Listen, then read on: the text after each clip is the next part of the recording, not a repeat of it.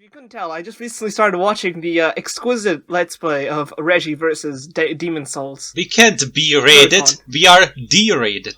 Ha! Ha! Comedy. D, as in demon. Speaking of demons, welcome to episode 8 of the Ridercraft Battlecast. It's No, 5! and it's not episode 8. We're discussing episodes 8 and 9 of Revise. But it's not episode 8 just yet. One day, viewers, one day. What day? Yeah, in like a few weeks.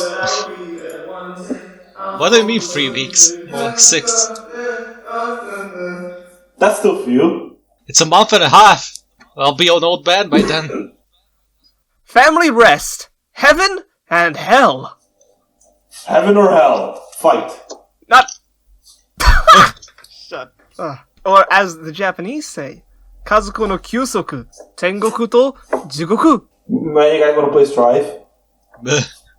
Yeah, hell yeah. I don't have... How's Calamity Trigger? Okay, but what about the new what about the... Yo, you're right, you should play Nintendo All-Stars. Not Nintendo All-Stars, No, Nickelodeon All-Stars.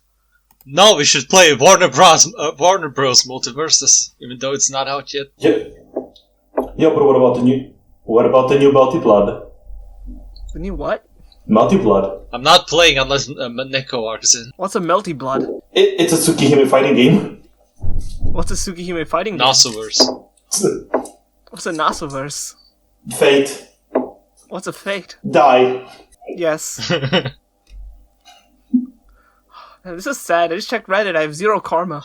Very sad. Very, very not pog. That's where you end it. You don't continue. Anyway. Good one, guys.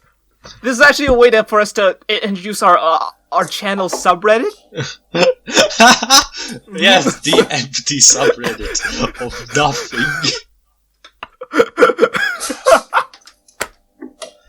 Anyway, were you guys also excited when the first show of episode 8 was Woods and I got very excited, like, oh shit, we're not recording in the studio, hell yeah.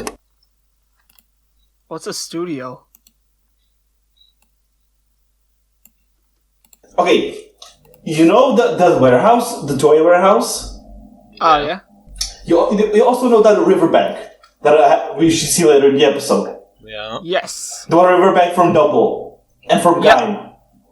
I don't remember from Gaim, but I do remember from Double. It was in the other world. Oh, right, yeah. The one where he becomes, It was also Jesus for the first time. It was also like the fourth of the fourth of Hibiki was also that riverbank. How do you remember that so specifically? I mean, he didn't watch Hibiki Hibiki that long ago. Ah, fair enough. It scarred me, you could say. Remember the period when fucking Toei had access to like a historical recreation lot, so they always shoved at least one Rider episode into the Edo period? Or it was part of the movie. The Double Hint, had hint, that? I always remember hint, almost hint. having it. Double very much had that. When? It had the one episode where they were like, I think like dreaming they were in the Edo period or something, and like the Gaia memories were like fucking wood blocks. Oh, I remember that. I'm pretty sure Akiko was dreaming it. No, they weren't just dreaming it. It was like there was like a dream dopant that put them in it, and they were stuck in the dreams. Then I know, the fourth episode had it. I don't remember the Forza episode. No. Oh no, wait! I remember they went to Hokkaido. Was that it? This isn't. This episode is not about Kamen Rider Forza or Kamen Rider Double, though. It's about Kamen Rider Revise. Yeah. Oh, isn't it fucked up that you have this family that owns an onsen, and they're going to another onsen? They don't own an onsen. They just own a fucking bath. No, that is an onsen, isn't it? They're going to a hot springs, which is different. Yeah. Right? They own a bathing house. They're going to a hot springs. Yeah. Same difference. No, not really. No, one is just scale. What's it called? Scale. One is difference. exponentially more expensive. They said scale. Also, what the fuck is up with that other family? I forgot about this episode. They show up in the next episode too, but they don't do anything. Just in the background. They fucking wiretap the fucking Iki's family. Like, what the fuck? At first I was like, oh, are they secretly like dead men? Are they all like possessed by demons or something? Maybe. But no. Maybe. That's not it. Faction. Maybe Busan is fucking. Maybe Busan is fucking the dad on the side, so the family works for him to gather information.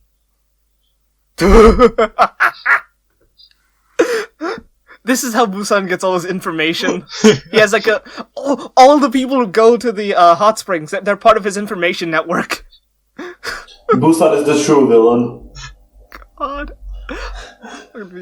Oh, man. Also, we're discussing, Busan as a true dad. The dad in episode 8 it seemed like they were hyping him up. Who, Busan? No, the dad. I don't know if it's them hyping him up or if it's just George being weird as hell. No. You're right though. You're right because the mom talks about out of everyone, you're the one most like your dad, and then the dad later on he wears the exact same suit that the evil Icky in the opening wears. And she describes that he is very much self-sacrificed. It's like, dude is a shitty YouTuber. What do you mean? No, and then also George is asking why is he making these like shitty YouTube videos, which makes me wonder: is there like, is the dad something greater, but he doesn't know it? Like, is he the original person whose demon was GIF? That would be strange, considering that GIF was found in old ruins. Yeah, 50 years ago. We don't know what happened. And he was found. Where was the dad 50 years ago? How old he is. Like, they found a GIF stamp, but that would mean that he's even older than 50 years. Also, I gotta say, like, the fucking Bokuga Oteka's, outfits were, like, they were spot on, but Aguilar with the short bob hair, it looks wrong. I didn't even realize that was Aguilera. Like, yeah, I didn't realize later at on. first. Yeah, but later, it's like, her previous disguise was like, yeah, I can tell that's her, but with this one, it's like, no. She was the only one with a good disguise, to be fair. Yes. I feel like Alteka's is okay. Yeah, but you can tell Julio, it's Alteka. absolutely not. You couldn't tell it was Aguilera initially. I can't like give a fair judgment on Alteka because Alteka happened after Julio. He hasn't put on a disguise. He's just Julio. I mean, yeah, Sakura immediately recognized him. I love him. He's so adorable. God, this is great. He's like a puppy. Just do some part-time work. I mean, he is the wolf, dead man. I also want to get back to, like he's that being hyped up. You have, George hanging on and giving him the sex eyes and all that sex. Mm-hmm. But then, I know that the line out of context is incredibly hilarious, where George is like, why is he making pointless videos and streams? It's like, out of context is hilarious. There's George, this gigabrain genius making these cool stuff. He's being Chad with a fucking with his Kamen Rider being his gym. Doesn't understand YouTubers. Out of context, that's hilarious. But I think what the intention of that is because George clearly knows more about Ikki's dad. Yeah. George clearly knows more about everything. And that line, I think implies he's why is he wasting time doing these pointless things? Because he knows about Ikki's dad, but he knows something about him. Yeah, I feel like Ikki's dad also doesn't know.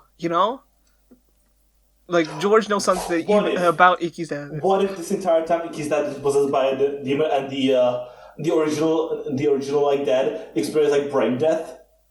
Duh. That would be fucked up. That would be too fucked up.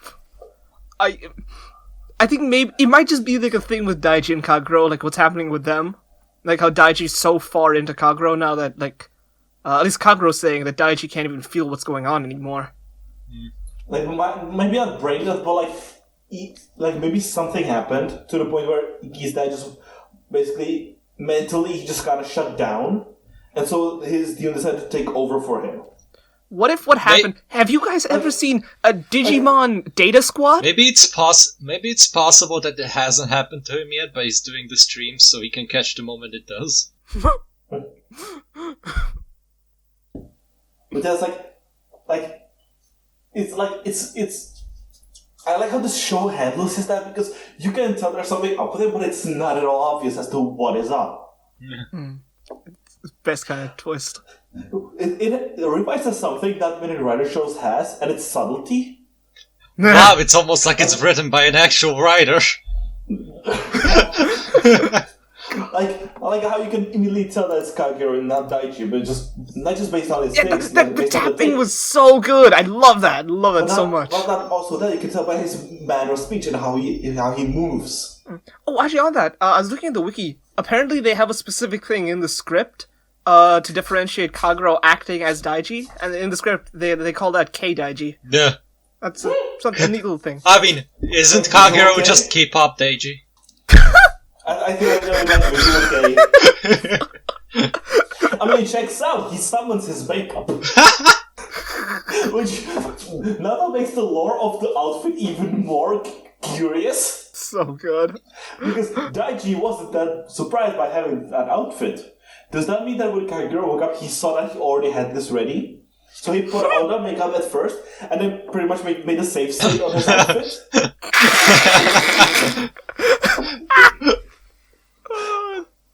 Like it's GTA Online, where it's like where you can save multiple outfits, and he saved that as outfit 1. So then he goes into his menu, clicks outfit 1, and then there he goes. Then there's his e-boy form. You know what's so fucked up about that? Is that transforming puts the outfit on him, but then he's also putting the suit on top of the outfit. Like, what is the point? I mean, you don't know if you turn naked when you transform. I mean, I feel that's... We're talking about the transfer, we gotta talk about the fucking henshin. Eeny, meeny, miny, mo. Eeny, meeny, miny, mo. Eeny, meeny, I miny, love mo. that the way he transforms is he pulls it out of his belt. It's very much like Vulcan and Valkyrie from 01. Yeah. Where the belt... Oh, wait, and also, sorry. And also from Xaid, you have Gem, and you know, you have that other driver that they would also use as a weapon. Aw, man. We need to come back to that game comparison later on. In just a minute. Yeah. And also, one tiny detail I love about the henshin is the zipper. The zipper Oh, yeah! It's so good! But we also we skipped over it, but I love that tiny fight between Kagero and Hiromi, like the CQC fight. I see. So going from Ryuki to this made me realize something I really, really love about Modern Rider series, and that's the choreography actually is good, and it's not just people slapping each other around. Like it's actually people throwing punches and blocks and countering and shit, and it looks good. I mean, Ryuki was the third season after the decade hiatus. Like they weren't really sure how to handle. Kamen Rider still. Yeah, but even in Blade also had the same problem. At least I feel like Blade and Fies. Yeah, I guess Fies had more set piecey action, like people getting thrown through windows and into cars and stuff. So I guess that made up for it though. But even still, even other Mother Rider series, I would never expect out of all of them to have a small scuffle in a hallway where no special effects are used. Mm-hmm. I mean, no special effects. Daiji does use the bat sonic scream. I mean, other than that, at the end. That's only at the end. I mean, again, Revise does a lot of out-of-suit fighting. Also, wait, do we find it out in this episode or next episode? No, sorry, next episode. Never mind. I'll save that for next episode. But still, I would never expect you will see that in Drive, in Ghost, in X-A, where you have a small hallway and you have two characters fighting. No special effects, just a little scuffle and it's over. I have an idea why. Okay, so it's Hiromi, right? And Demons is based off of Spider-Man. And what Spider-Man? Spider-Man's Marvel. What else is Marvel? Daredevil. What else is Daredevil? The Daredevil Netflix show. What was the most standout thing about the Daredevil Netflix show? The hallway scene in the first season. Boom! Homage. The hallway scene they stole from Oldboy? I don't know what that is. That's not real. Let's move on. Now you just gave me a bullet I'm gonna shoot you with one day. Continuing on small, really nice moments, I really, really love the scene of Kagero and Daiji just in front of the mirror. I feel that really shows just how horrifying the situation is, being locked in your own body. Yeah. Seeing your doppelganger do shit. And then just the reveal of Kagero to the family. Oh, yeah, it's perfect. It's so good. It's super dramatic, but it's also like not, it's good. Like, it's good. It's great. But also, wait, before that, can we talk about how George is just in their room Why wouldn't Don't he? worry with the about hammer? it. How did he get there? When did he get there? And why did Vice know that he'd be there? He's an online family member. And also, if Vice can technically go through objects, so he probably, peek through a wall. Can Vice go through objects actually? Because Yes. he didn't. Yeah. Yeah, he can. With the lawyer. So why did he slither under the door there? To be funny. Because he's wise. Okay, fair enough. Also, I hate that image. He looks like the worst parts of the Venom movie CGI. Which Venom movie? The first one. The second one's good. Oh? We do an episode on Venom. That's technically tokusatsu, right? I mean, to be fair, you could fuse the designs of Evil and Revice and you would get Venom. Oh, fair enough. Yeah, the teeth at the ready.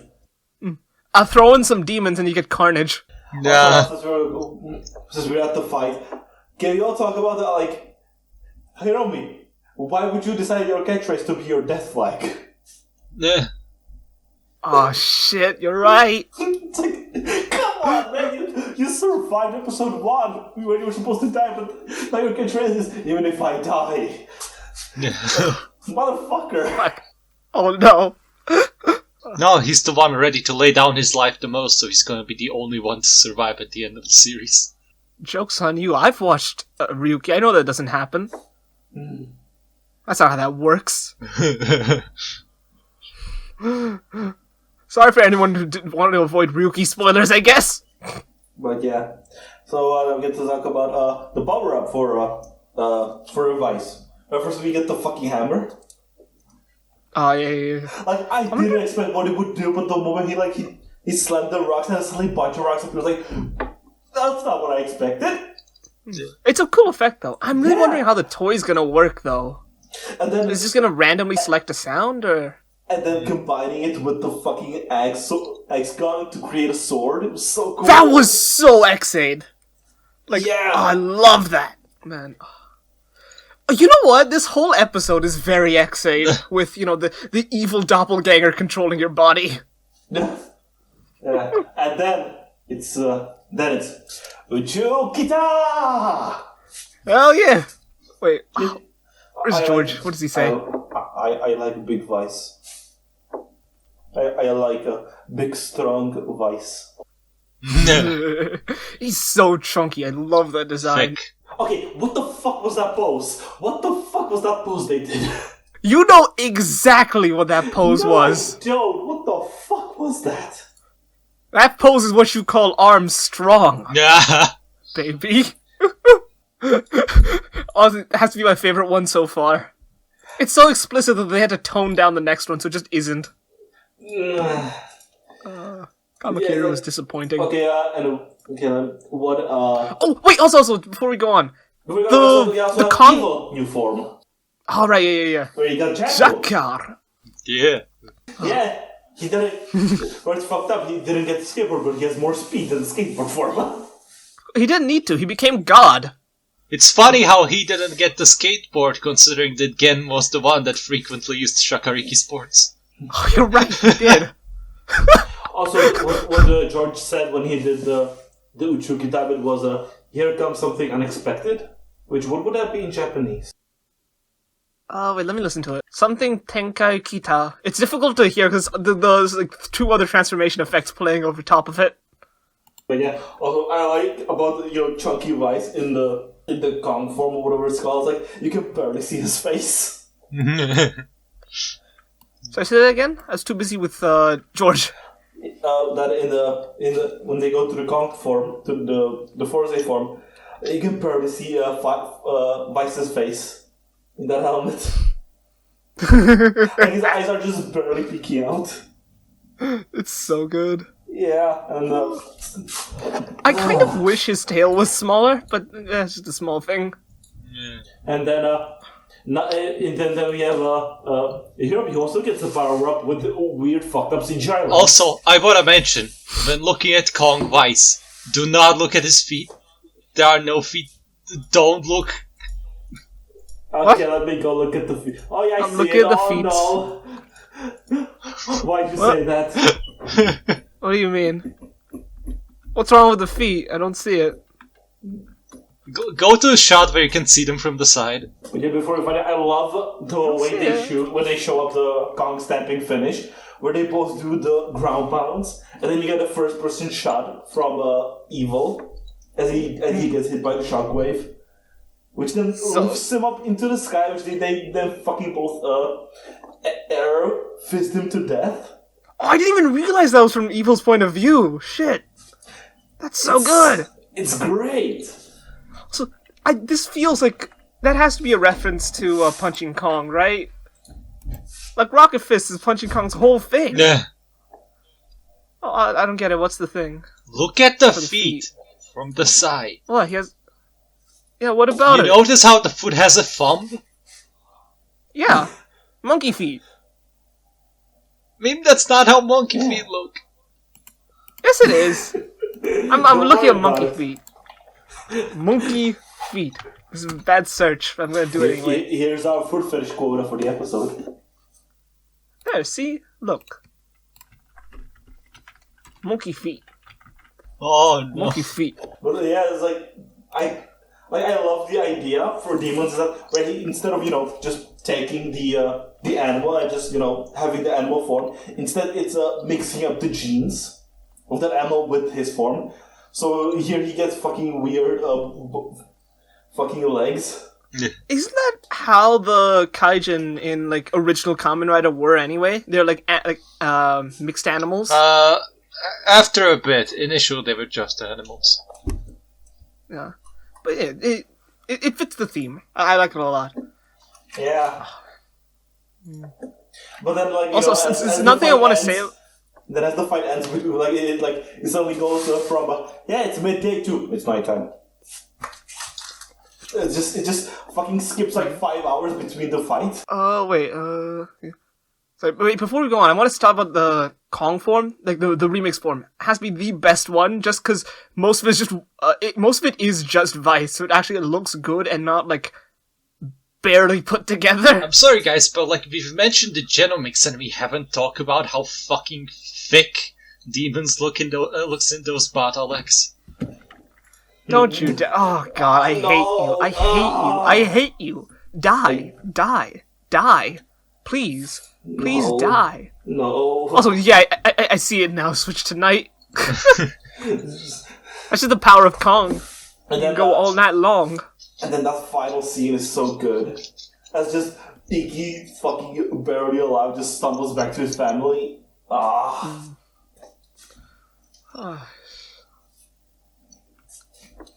Revice is good. Revice is good.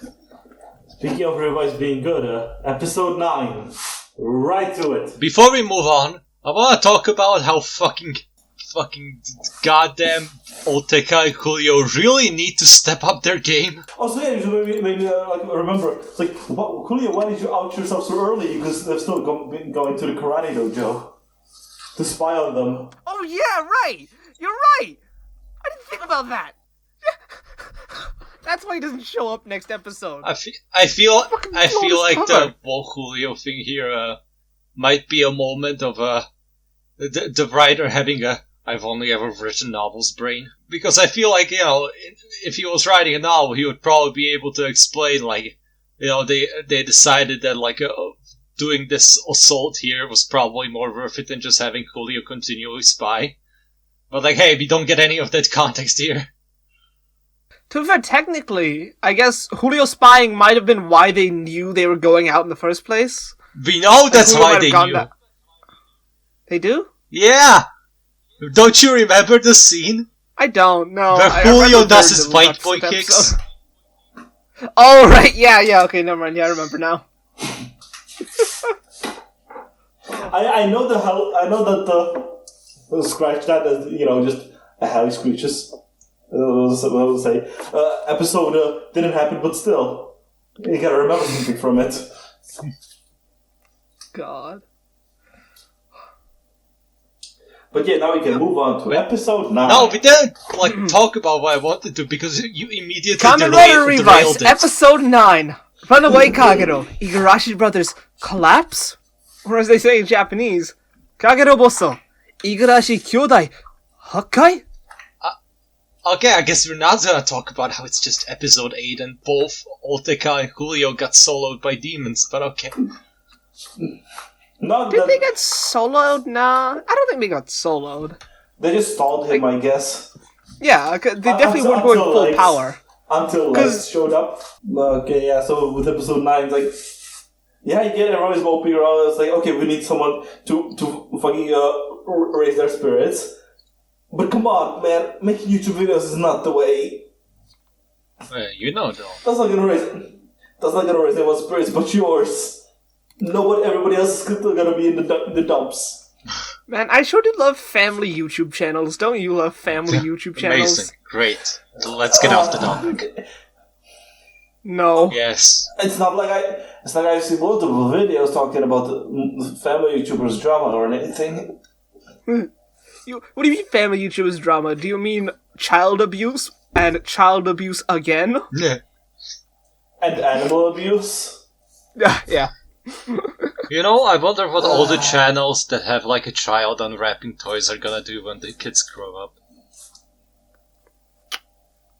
Live off all the money they've made? But you always want more. That's the human nature. That's the human folly. Shut the fuck up, Joker. Now, do you guys also feel like this episode served as Sakura getting set up as getting a rider form? Oh yeah. Hell yeah. It's like So excited. It's gonna be so sick. with her fucking talking shit to not just Iki but also to George. And we see next in the preview, she's gonna fucking throw hands. I'm very excited. Yeah, we just need to fucking have George start creepily whispering to her like, "Hey, this works great against demons. You may want to use this." Nah. George is.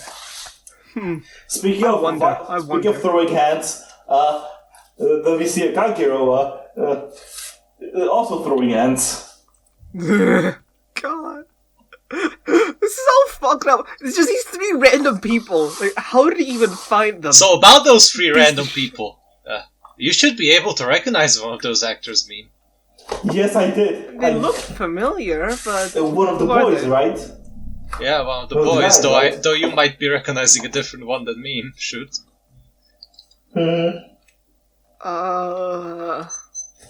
What the thing? Also, did I also think like the girl in the Swinburne group?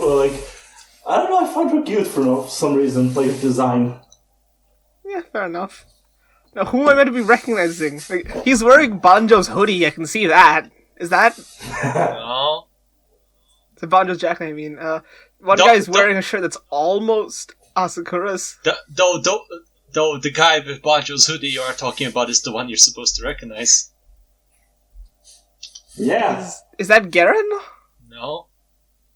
He's from a very recent Sentai series that you watched part of. Is that Is that Stay Caesar? No, it's a gamer boy from Kira Major. Oh, that wasn't very recent. That was like a year ago. That's recent. And I watched 10 episodes of it. 9, actually. It was enough for me to recognize him, yet you don't. Yeah, no, I don't. Not even slightly. Yeah, all of these are Sentai actors, by the way. Oh, who are the other 2?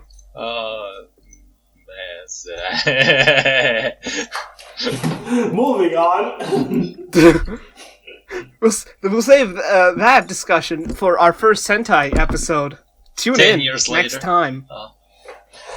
Also, it was then we have the scene with at Phoenix with them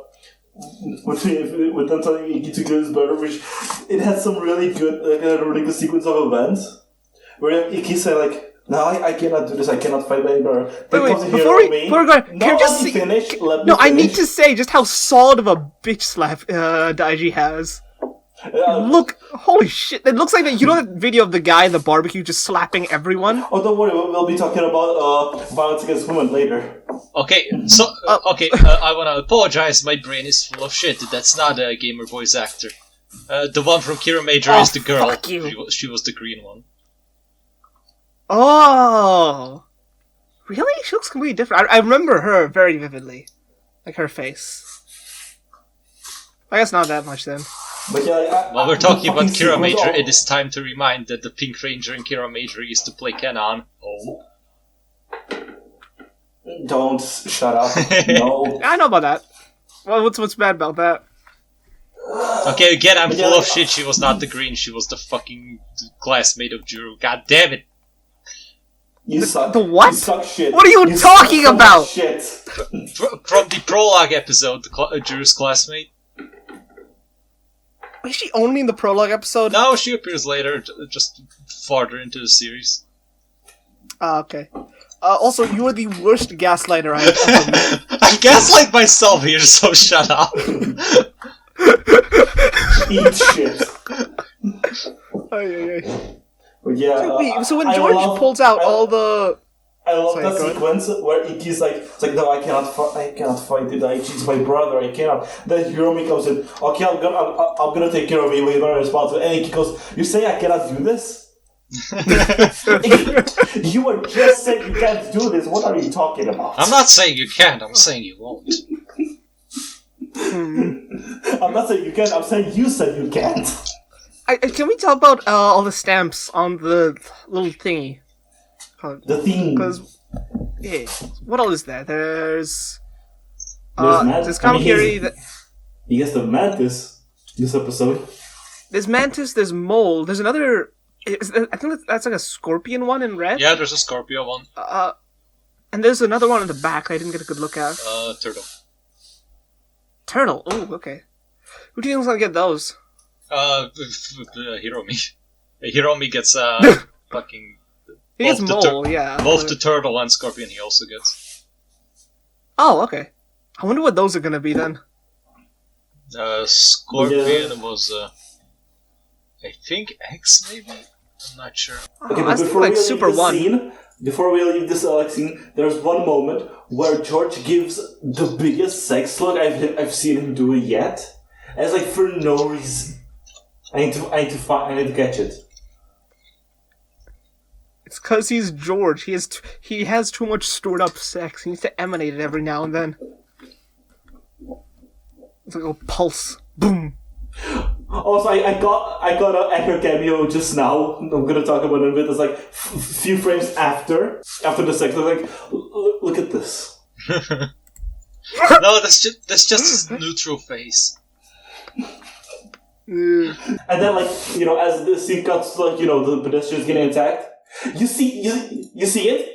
You see the actress as we go from the scene, like the person that's immediately getting punched. I'm like, wait, I recognize this actress. It's from Saber. What was her name? Wait, what? When is this? When? Like immediately after the scene where it cuts to the pedestrians getting punched. Okay, wait, no. Shoot as always. George gives the fucking up. Oh my god, that is Mai! Isn't it? At least I think that was her name. Yeah, her name was Mai, I think. Right? Okay, I'm gonna go at this frame by frame. Maybe not? It's really blurry, it's hard to tell. Like her. I think it is. But maybe not. Someone get a compilation of the Mai faces. Someone on Reddit must have it. I don't think that's Mai. She looks too tall. How can you tell? She wasn't standing in any of the shots. And she was in, she's on stairs anyway. Guys, that was a fucking bit. Could you please not? I know that you're very OP now, but really?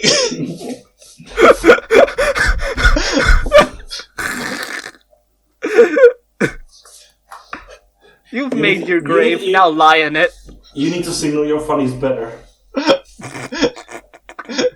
No, he can't do that. If he does, he'll get flagged. The whole podcast can get taken down. Do I fucking need to tone indicators? Do I need to say /s after fucking every sentence where I make a joke? Yes. You have to be like a one alien race from Massive, where they have to always say, like, before they say a line, they have to say what tone the line is told in. Say, like, before you say something, you have to say sarcastic, or apologetic, or enraged. Monotone. I'm gonna fucking murder you! No, monotone isn't one of them. It'd be like, monotone remark. That's how he said it. Yeah. Okay, I need to... Okay, moving on from this bullshit. I need to mute for a little bit. Look what you've done. You made him mute. Right, so going back to the episode, I want to point out, that's George and Hiromi. There is something going on there.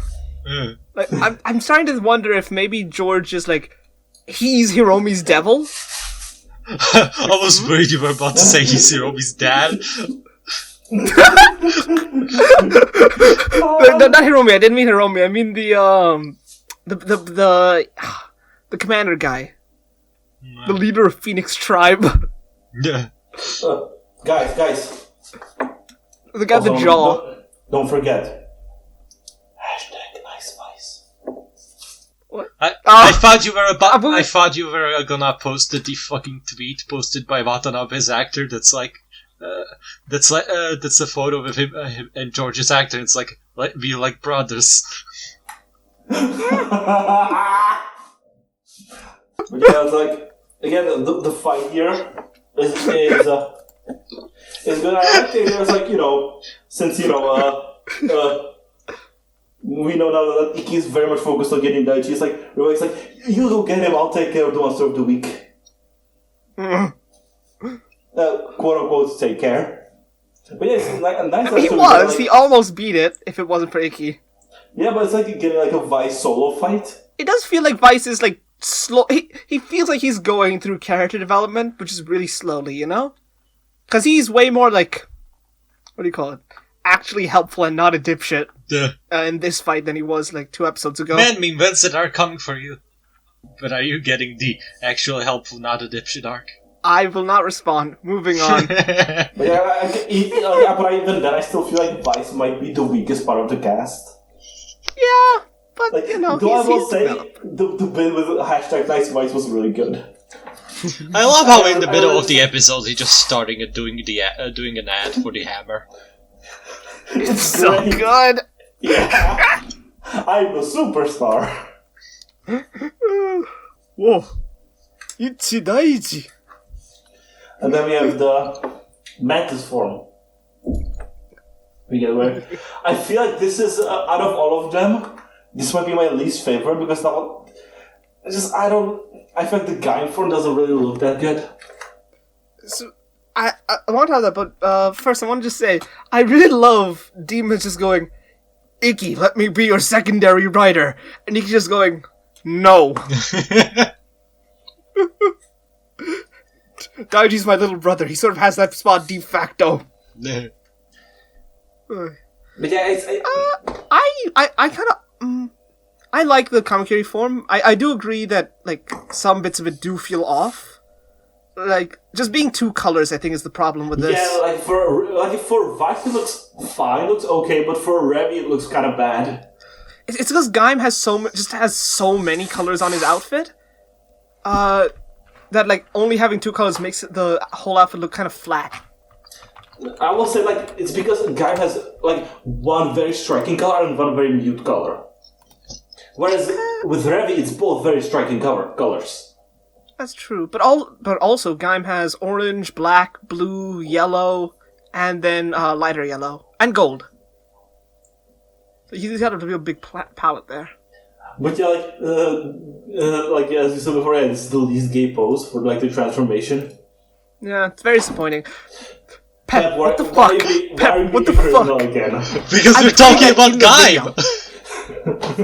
What do you... Fuck you. You are a piece of shit. I hate you. I hate you. Die. God, this is the only way this would have worse if you put like a piece of orange through the hole. God. Yeah. No, after that fight, we get a scene of George and Yuki talking about Digest, and again we have another great scene where I feel like Yuki said I'm gonna trust in Daichi. I'm gonna believe in him. He says as they're playing footage of Daichi beating up women. I know it's not good, but still. Yeah. Trust Daiji. He's not a filthy simp. Now, women and 2 men. Okay, he's all for gender equality here. Everyone can catch these hands. And this is also the scene where Sakura goes and fucking yells like, your main character Kurog is being nosy. What the fuck is wrong with you? Go be nosy. Hell yeah. It's great. And then, at the end of the scene, they do the weird zoom in on Sakura. I don't get that. Sakura in that scene was me for 2/3 of Saber. Yeah, then we get a Persona 4 scene with Daiji and Kagero. where Daiji is Kagero's like, I am you, I'm your true self, and Daiji's like, no, you're not my true self, and then the Kagero gets a monster form and he becomes a boss shadow, and then suddenly the investigation team comes up to defeat him. Wait, I have the shadow copy pasta. I've come to make an announcement. Wait, this is the wrong one.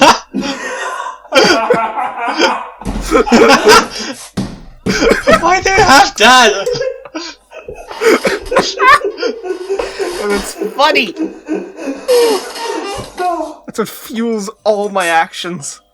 Yeah, but Kagero hasn't fucked anyone's wife yet.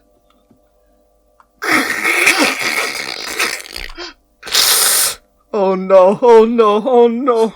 There's only one person with a wife in this show so far. No! Well, 2! No, there's 2! There's 2! Two, yeah.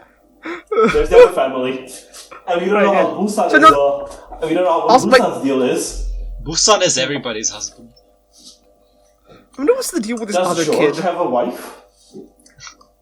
George is married to his work. Hiromi. Wait, no, not Hiromi, the captain guy, Aguilar is his wife, he's Gifu-sama. Wait, what if Revice this whole time has been Aria of Sorrow? No.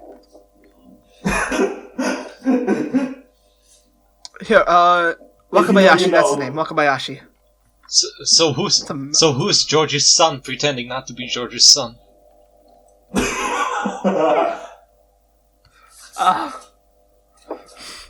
The kid from the dad! But wouldn't that mean that then George tried to fuck his son? That feels like in line for Castlevania. Specifically Castlevania fans, but yeah. Man, moving on, karate stretches. Don't you guys think that's why would they keep showing Sakura being badass and doing punches and kicks? Why would they do that? So fans don't complain. Sicko mode. Nah. Yeah. But having strength doesn't mean... She has a character manifesto here, too. They saw all the tweets about Val... Just the other guy that Sakura's talking to, I don't know, there's something about him. It feels like he's gonna show up again later. Maybe in, Sakura becoming a writer arc. Meme. That guy is the kid from the Weird Family. He is? Yes! I recognize him. Okay, no, I didn't recognize him at all. I see, he has the weird bone structure. Makes sense.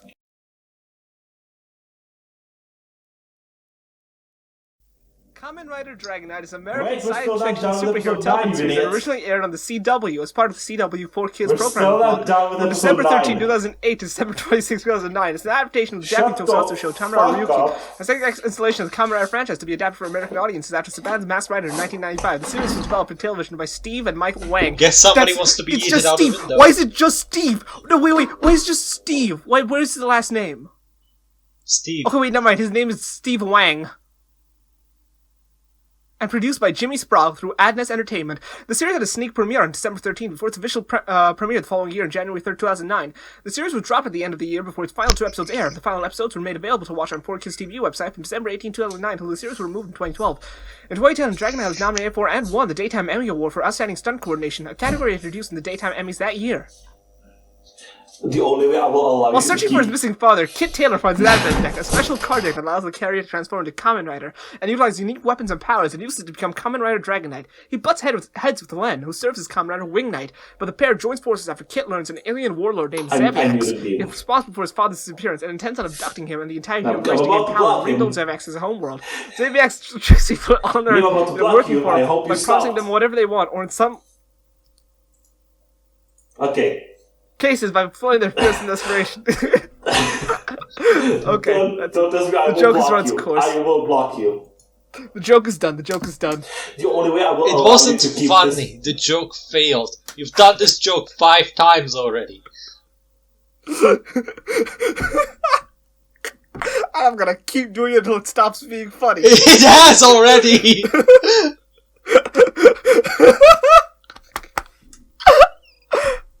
But yeah, I really like the final fight at the episode, the final fight of the episode with Daiji, with Kagero and Iki. But before that, to continue that scene between Kagero and the Daiji, just how he just destroys Daiji's mentally. Yeah, because fucking.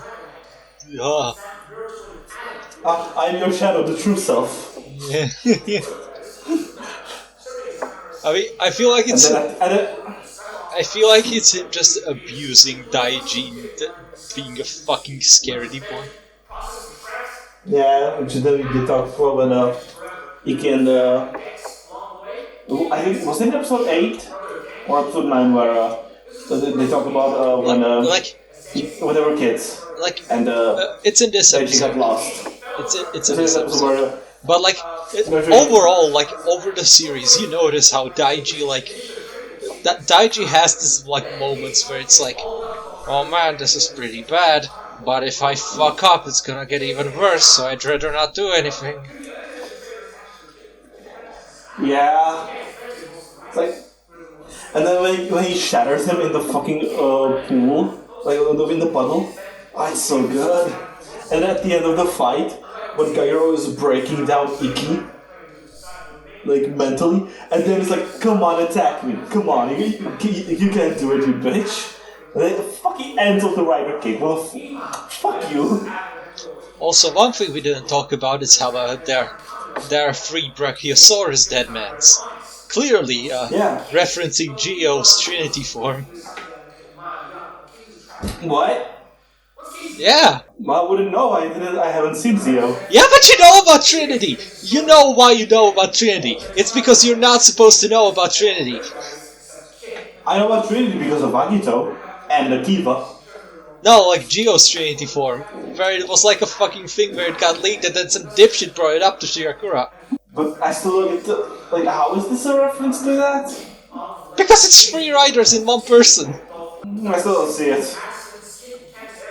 No, it's a reference to Geo's fucking Trinity form. What?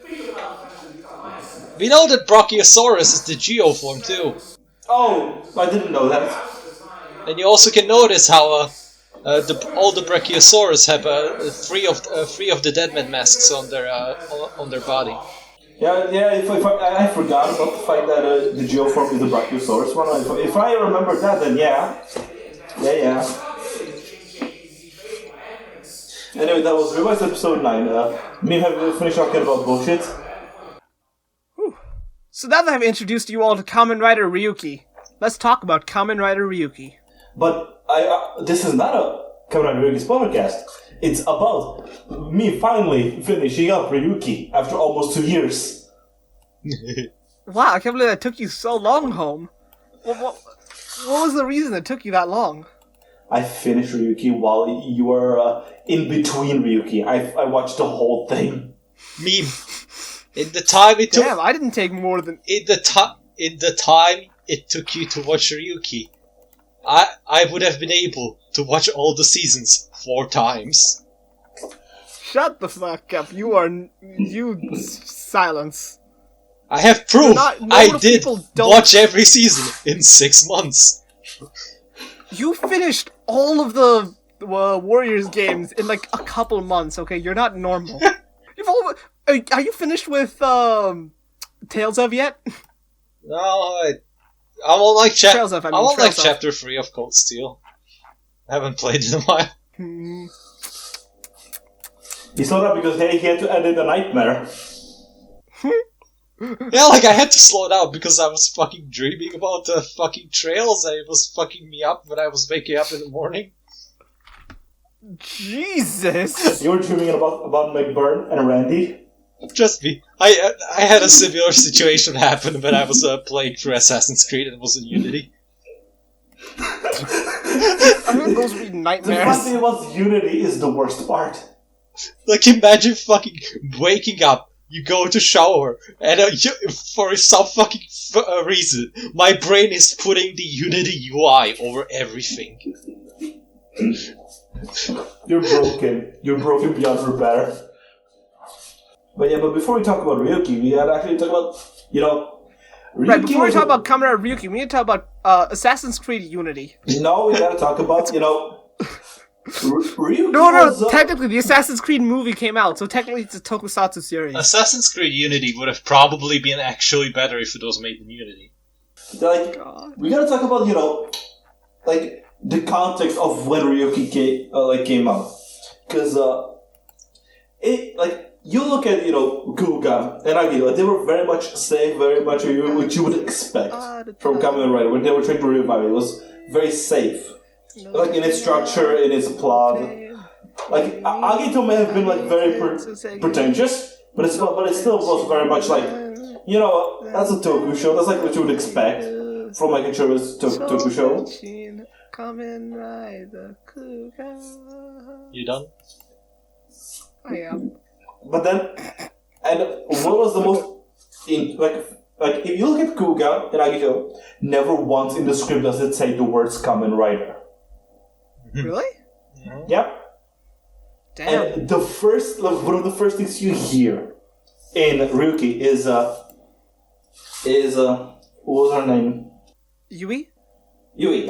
It's Yui asking Shinji, are you a Kamen Rider? This is especially funny considering that Ryuki's opening is the first opening that's not basically an ode to the Kamen Rider. Yeah. It's also the only one that doesn't say Kamen Rider in it. No, but opening for Kuga and Agito, both titles, Kuga and Agito. Kamen Rider, Agito!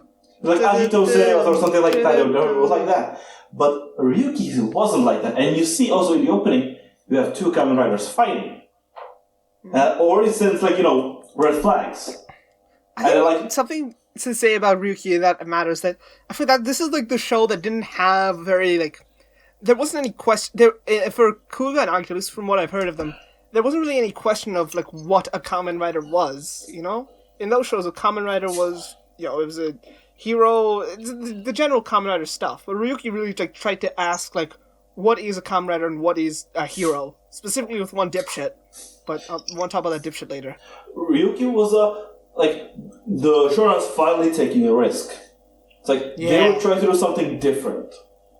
And also I would say Ryuki is I would say it's one of the 3 big things that very much popularized the boom of Battle Royale type stories, where first you had the Battle Royale novel and the movie, then you had Ryuki, and then you had Fate. And then you had Fortnite.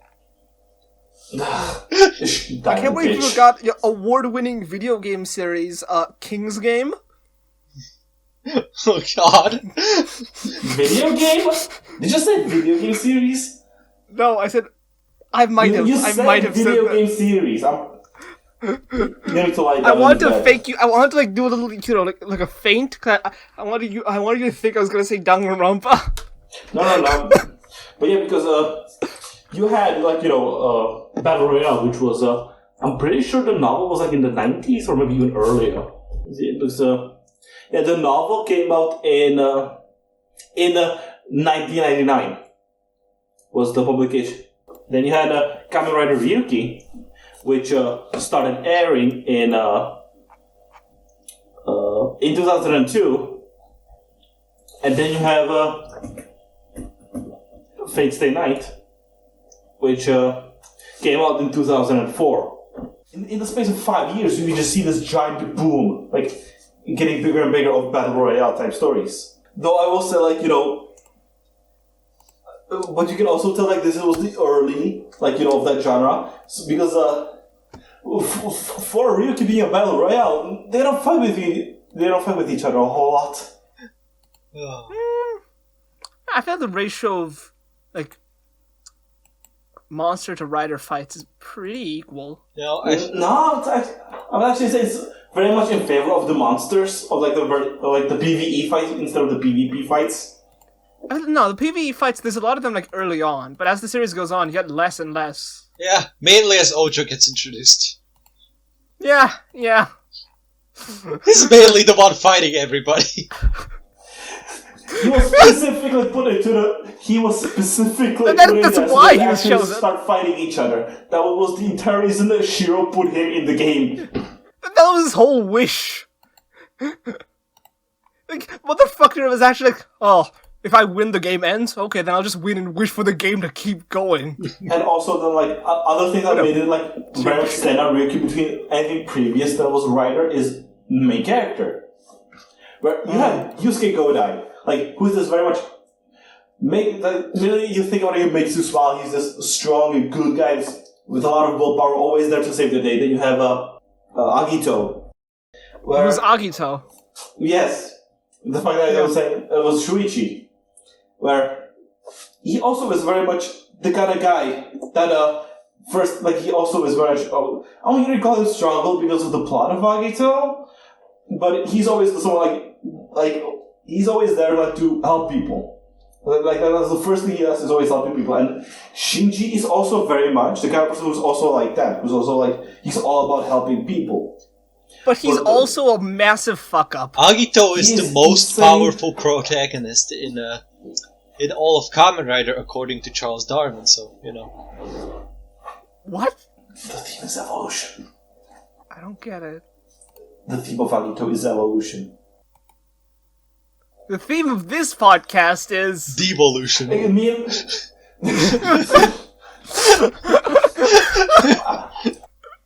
That's so dumb. Shinji being such a massive fuck-up, I feel like really set a precedent for every main rider going on until Tendo showed up. Okay, I can't talk about... I don't know about Hibiki. Even before... I would actually say... Takumi's very much a fuck-up. He's like... a different kind of fuck up, but he's definitely a fuck up. No, I would actually yeah. Takumi is still like when he gets into the fight, he's still like very much competent. Okay, yeah. Anyway, I mean like they're all like fuck ups in like different ways. But outside of fighting, he has nothing going for him. But like I would actually say like it took a while like for the influence of Shinji to be felt. I would say until phase 2, where it took both Shinji and Ryutaro. Because out of the entire Phase 1 season, they are the only two that could be considered in any way fuck-ups. Funny, they're both written by the same writer. Got kicked out of his house in the first episode of Blade. You say that, but like a reminder that Hibiki is a Kamen Rider who cannot ride a bike. Yeah, but he's still like... He is, like, in the show, Hibiki is, like, one of the most competent people in the organization. And again, also... Right, but I'm not talking about, like, complete competence. I'm talking they're all incompetent in, like, in a quirky way. But it's always, like, a small thing that doesn't really matter. Yeah, but it's still a thing, and it's a trend. It's in every single one of them. But when you look at Shinji, and you cannot find a single thing that he's competent in. He's competent in fucking up Shiro's plans. Exactly, yeah. Unintentionally, most of the time. In every fucking loop. Does Shiro give Shinji the deck, or I don't know? It's in my mind. He just finds it. Every time, it just happens. It's so good. I love him. We're gonna talk about that when we get to it, but I will also say, like, the supporting cast in Ryuki is really also really strong compared to the 2 previous seasons, even though I would still say Kuga has a really strong supporting cast. Kuga has Ichijo and doesn't need anything else. Yeah. I love Ryuki's. It depends on which. Like, I think every rider has their own like little supporting cast. Actually, no, that's not true. The best supporting cast is on the side of Kitaoka and nobody else. What's his supporting cast? What is his supporting cast? The crab. The crab that killed him, right? Yeah, crab ate him alive. His supporting cast is the crab that ate him alive, and the guy that Scissors killed. Yeah. I love cast, honestly. He's my favorite dipshit. Honestly, He's everyone's favorite dipshit because he's the one that was voted to show up in Zio.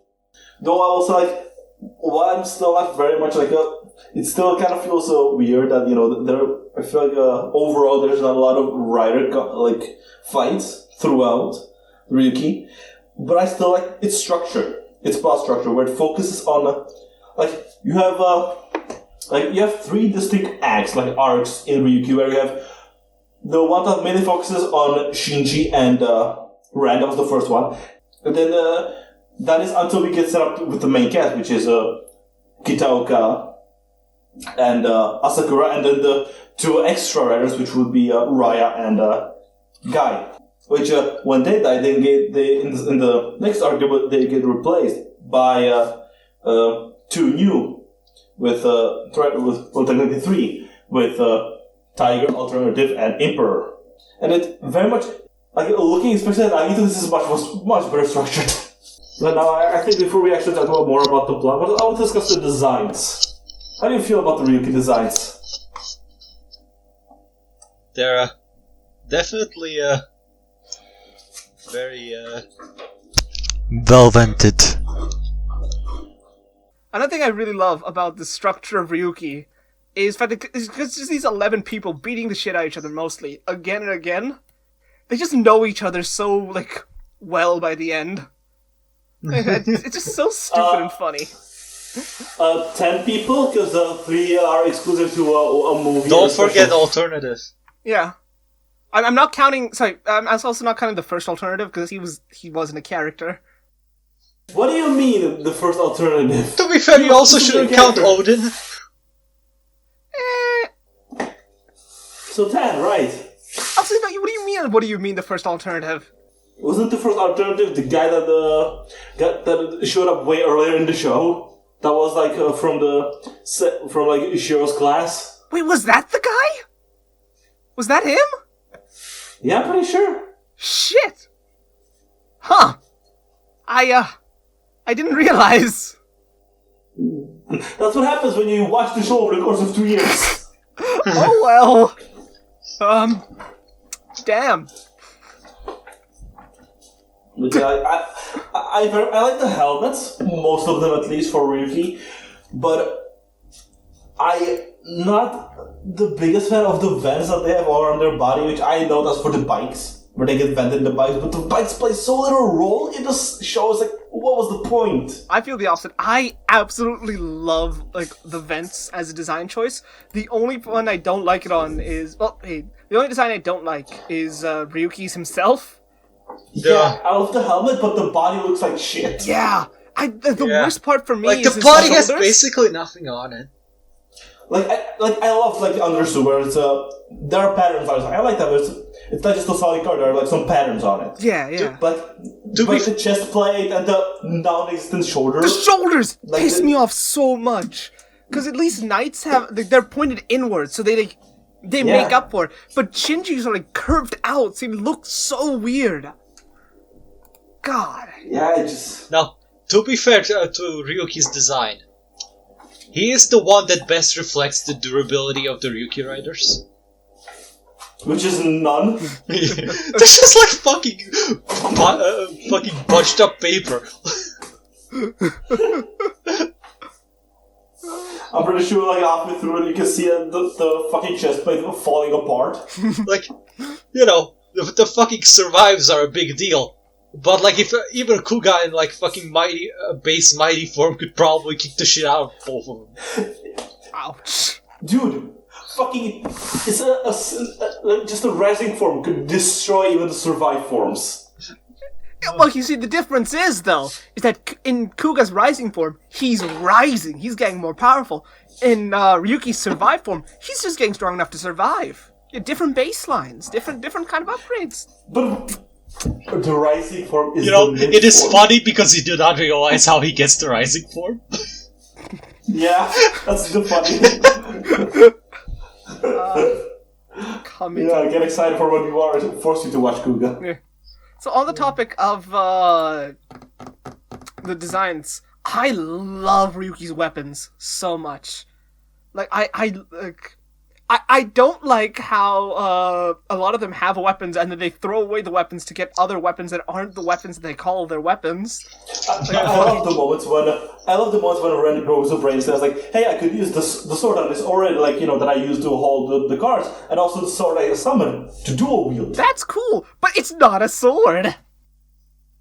Don't worry about it. Motherfucker's banana brained. It's fucked up that out of all of them, I would say Shinji, Ryuki's is the only sensical card holder. With the guy being the worst one. What's guy? Imagine guy's on his shoulder. But my favorite thing about the weapons though is that they're most of the time he has to throw the card in it, and only through the power of anything does it land. I'm sorry, he's a gamer. Don't worry, it's perfect for him.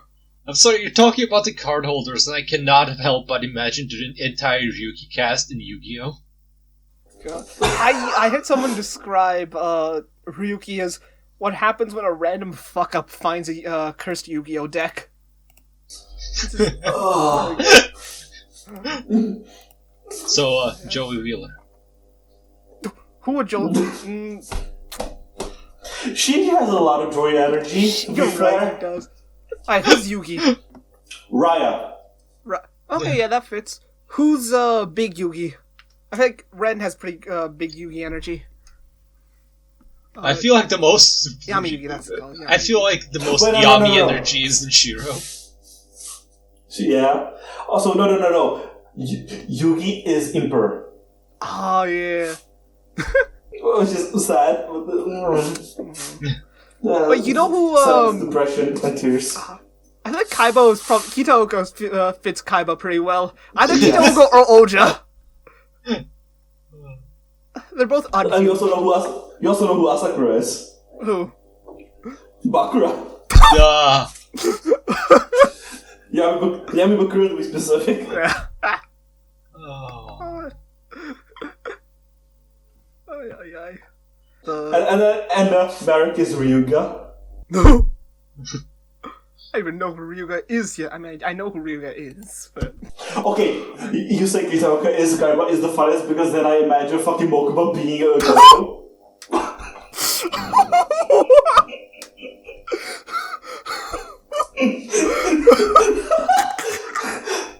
Either that or Kaiba's butler. God. No. That was not Kaiba's. It was from the Duelist Kingdom. Pegasus? How do you not remember? Pegasus. It still fucks me up that Pegasus's first name is written as not Maximilian, but Maximilian. And then Fem is my hard time. Oh shit. Pegasus? Shut up. Alright, that's a... sus joke over. Continue. I know who Scissors is. Who? Right, it's... what was his voice? Tristan? Tristan, yeah. I was trying to do Tristan's voice, but I cannot voice act. Tristan does not deserve that. Hey, Yuki! Yes, he does. It's me! Yes, he fucking does. God. Fucking Tristan sucks. Aw. Tell me one thing he does after the start of Duelist Kingdom. Be supportive to his friends! That's what he does! Yeah, like wanting to fuck Joey's sister? Ah! Ah! Or becoming a monkey? What? What? No, that was in the second VR fill arc. I do not remember that. Oh man. Oh, speaking about Ryuki, sorry, jumping forward back to Ryuki designs. Remember how fucked up Unite's design is? It's called Genocider. It's great. It's perfect. Its head always like. I always forget that the snake is the head. Because it's just the rhino looking up. And it's like, ugh. I was thinking, since we were talking about the designs, why don't we make a tier list for all the Rider designs? Yeah. Kamen Rider. I found one. I already found one. Post. Okay, whose great idea was it? Okay, I'm gonna make a Ryuki suit design and include Agito in it. Agito is technically in Ryuki. Yeah, but it's an uncanon episode. It's still there. Yeah, we talk about a tier list for the designs, but we've never done a tier list for the designs in Ryuki too. Okay, I'm gonna use this one, but I'm just gonna remove some. You know what? No, screw the Rider designs. Who's your favorite Ryuki contract monster? The one that's 3 monsters in one. Genocider doesn't count. Shut up. Yes. Wait, why the fuck is Agito on here? Yeah, we had this conversation already. Also, what the fuck is that design? I haven't seen that before. Don't worry about it. Wait until you see Agito, actually. It looks like a grapefruit. So yeah, let's take Agito and all the ones that didn't appear in the show, just take them to the side. What is that one? That you just moved. This one? Oh, it's Kamen Rider Neptune. I know him. I've seen Kamen Rider O's. That's Abyss. That's a Ryuki Rider they made up for Decade. Oh! So put him away. Put him so far away. Okay, 1 second. Okay, yeah, so... how do I... wait. I know there's a way to make... No, that's not it. Go back. No. Add a row below. Add a row. Below.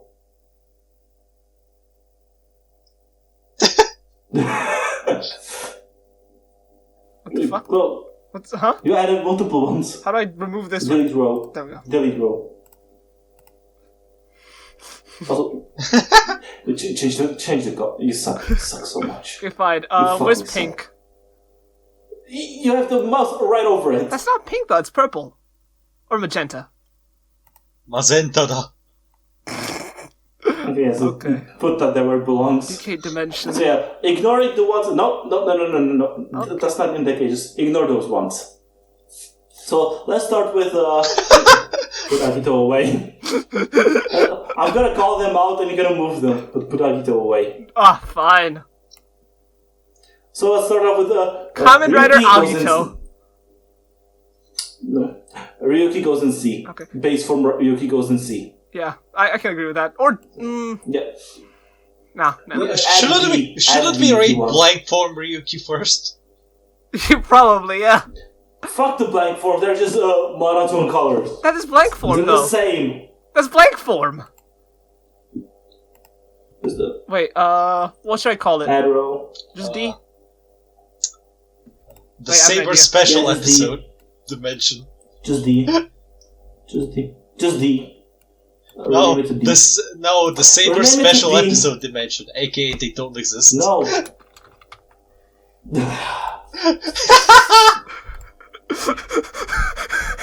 Yeah, so put both Ryuki forms, both base Ryuki forms in there. That's I actually really like base Ryuki looking like shit. They both look like shit. They belong in D. This is nuts. Fine. The black color scheme looks so good on it, though. It looks so sick. No, it looks like shit. But then the body. Look at the body. Look at the fucking the shoulder pads. Fine. Knight goes in A. What? Knight goes in A. Yeah, Knight's... No, you can't just say, yeah, alright. Yeah, Houm, we are deciding this, not you. Yeah. I agree with A, but I like Batman. No. I'm just saying that it belongs in A from my opinion. Then you say no, it belongs in C, and then we discuss where it actually Then belongs. automatically Night Survive should go above Night, right? No. Yes. In S. I think Night Survive is an A because I think the suit looks way better. It looks amazing, but the color is so awful. I hate the super sticks. Yeah, the yellow kind of. I like the yellow. I don't like the blue as well. The blue makes me super turns me off of it. So I think A. A is fine. All right, A is fine. Okay, Ryuki Survive goes in S. The chest piece is so good. Hi. And the helmet. The helmet, it's so good. I love the fire in the background. I guess image. No, I think that should count. That should count. It's fine. I love it. What an upgrade! I only have one big problem with the Ryuki Survive's design. That's just I think the chest is too wide. That's a small thing. No, I like it. I like how wide it's been working out. Come on. Yeah. Okay. Scissors goes in S tier. Yes. It's so good. Even outside of the joke, it is a really good form, design-wise. Yeah. Okay, Zolda. Zolda. Now, we have to keep in mind, he does have the Terminator, vroom vroom visor. A. Then put it in A. Yep. While you consider what you want to rate Zolda, why not have you listen to a certain special song? No, God, no! Oh, is this, what's it, Artificial Rainbow? Is that the name of the song? What do you say? Is it Artificial Rainbow? It's Unerasable Rainbow. Put him in A. Unreadable Put Rainbow? him in A. Unerasable. Put him in A. Unerasable. Oh, I mean... What does that mean? Unerasable Rainbow. Wait, okay, putting in A. Next we have... Right, yep. I'll put him right in B. I'm not the biggest fan of the chest. I really like... Okay, so my thing with Rise, I would agree with the B, but there's also the ponytail, which I don't know if I love it or don't hate it. Because it's very goofy, but it's also cool. Yeah, I like it, but just... High B, I can put it in high B. Now it's... Yeah, pretty high B. It's not on this tier list, but what would you rate Raya Survive? What? Look it up. When you were talking about the Survive from before, I thought you meant Odin Survive. No, I did talk about fucking Survive Mugen, but there was a design for Raya Survive. Holy shit! This is so sick! S? Just straight to S. That golden ponytail looks so cool! Oh! Was this an SIC? I think maybe... I don't know. There's artworks, those boots look so sick! What's that? It's artworks limited. I'm pasting this in, thing. Editor's note, put this in. I mean, you're recording this right now. Yeah. So it's already in. Oh, you're right, it is. Don't worry about it. Editor's note, don't worry about it. Okay, Next, Kamen Rider dipshit. Guy, C. C? Yeah. The helmet saves it from D. Yeah. I say, low to mid C. But then the card holder, and maybe why it's so down is the card holder is the worst. Oh, no. Emperor has the same idea, but just way better later on. Yes. Yeah. Oja S. I just want to ask, are knees the shoulders of the legs? No, they're the elbows of the legs. Okay, yeah, fair enough. Alright, Oja. I'm thinking S. low S, high A. What do you guys think? I'm thinking S. I love how, this is the most evil-looking rider suit that just doesn't scream, I'm evil. It's on the precipice of being too edgy and being not imposing enough. It's right between. I mean, think of it as Proto Caliber. Oh, fuck, you're right. Yeah, S. I have one problem, it's just because I think the legs are a little bare, but that's it. Monotone Ojo goes in D because why would you take away the best part of Ojo, which is the colors? But you need to have the monotone to get to the caliber. It's a necessary step. Put it in C. Then put it in C. Yeah. Above guy. Yes. Okay. Honestly, I'm not the biggest fan of the helmet.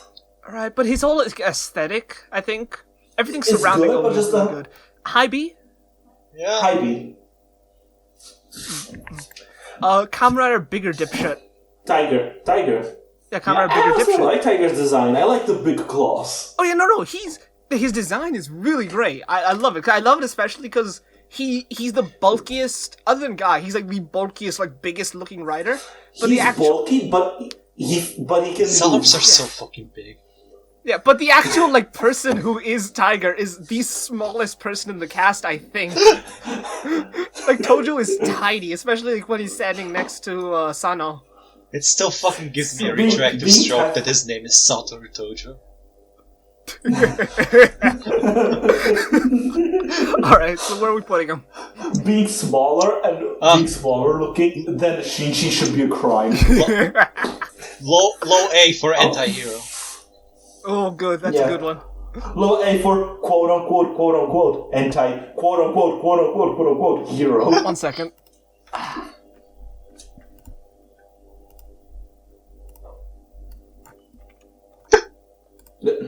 You suck at this. Shut up.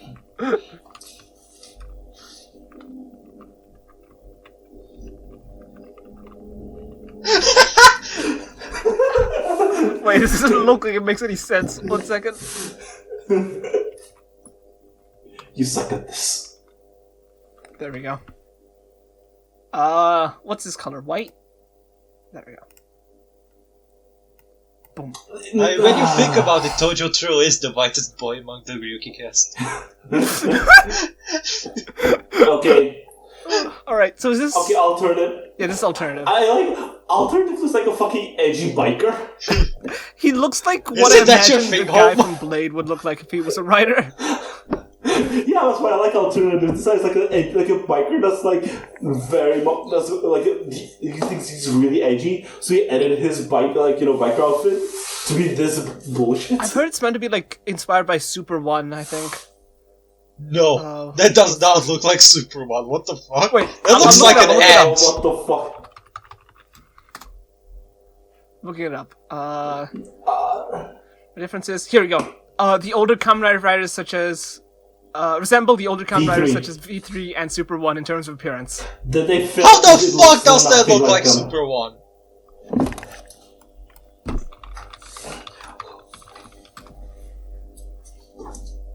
It's a pretty one-to-one match in my eyes. I'm gonna kill you. Yep. Also, I'm gonna rip your was head I the off. only one who thought they were like wasp face before I found out they're meant to be like crickets? They look to me like ants. Crickets? Oh, you're right. They actually look to me like wasps. Yeah, that's what I thought. Like, I guess it's just like the black and yellow. Personally, I would put them in A because I just say I love the edgy bikers, but I think B is more appropriate. But A for alternative. Okay, I'm gonna put this Wait, one no, in B. No, and the other in hero. Yeah, that's what I was thinking. So, we're good. Where in B? Where do you think? Below Raya. Below right. I have an alternative suggestion. S for Sigma. No. No, we don't need to add any more. We don't need to add any more. Yes, I do. Wait, no, wrong one. We don't need this. Yes, we do. No. We were lucky. We got spared by Fives not having a Kamen Rider Sigma. You don't have to do all the parentheses. What? Or the quotes, you don't have to do all of them. It's fine. It's alright, don't worry. This is the most uninformative fucking tier list. It's awesome, shut up. Wait, It's here. on point. This is good. Wait, so, better or worse than Tiger? Sigma. I would say worse. Worse, okay. Because he gets killed by him. We're talking about designs here, not characters. We'll do a separate tier list for that. No, because just Ocha would just be at the top.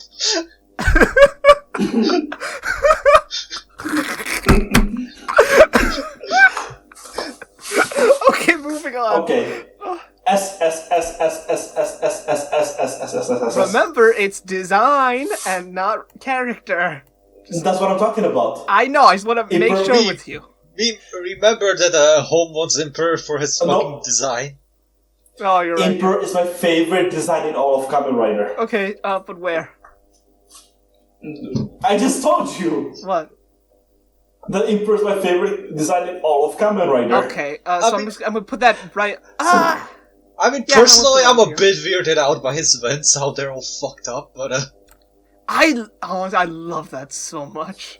I'll say ahead, it's everything just about it. weird to look at. I think my favorite thing about him has to be his fur. The fur is so good. Yeah.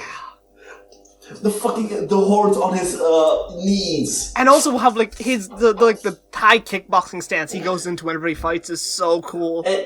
And he deserves to be at the very top because he made the design whose main color is brown look good. Oh, you what? Yeah. Alright, yeah, fair enough. Like, sorry, scissors. Making a design that uses brown look good is insanely hard. Because most of the time it will look either bland or like shit. Look up Skyrider's super form. Oh no. I'm looking it up, don't worry. I think I remember saying which is just the recolor of normal Skyrider, right? A bit worse colors. Which one is it? This, oh my god, look at it. You can see it! The one in the middle. This one? No, you can see it in the middle. No, next to it. It's like you see the normal one, and then next to it is the super form. Oh! I just thought that was like a different shot. Both are the super form. Both are the super form. Normal form is black. What? Huh? Skyrider. Typical Kamen Rider Skyrider. Yeah. Sky Soldier! Right. What? Is that the name of the super form? Oh, I don't know what the fuck that is. Yeah, no, this is the base form. What are you talking about? Wait, let's go to the Wikipedia. Yeah, his base form isn't black. Yeah, go up. No, I'm going down to here. Okay, original. This load. Okay. Yeah. Okay. Oh. Oh, I okay, told you yeah. it was black. Ah, Then why is it only showing up the power up? that is so weird. That is so weird. God, the base form looks so bad. Yeah, but it doesn't look like a base form. It looks like a Chinese off-brand version of it. Like, you know, like the Indian Superman? To be fair, Skyrider is basically Chinese off-brand's original Kamen Rider. Also, you should turn off the DC fandom, the loop. No. That's in the corner. No. Riddle me this. We get What's his copyright deal? strike. Oh shit. The copyrights. And now we have to get all of that, like put a giant blur on it. Okay. Moving on. Next we have That's Kamen Rider everything. Woman. That's everything. You don't get to see it properly. You haven't seen the movie and the special. Yeah, we can still read designs. I can look up designs. Femme will go in A. Wait, let me check. Femme has a cape. The design is cool. The metal wing boobs look weird though. It's better than just, doing the 70s mecha thing and just putting just boobs on it. Reminder, what this thing? was the first real female rider. God. Actually, looking at some of these shots, it doesn't look too bad actually. Yeah. Especially this art. This art looks Femme amazing. has a cape. Femme has a cape. Automatically puts it in A. That's true.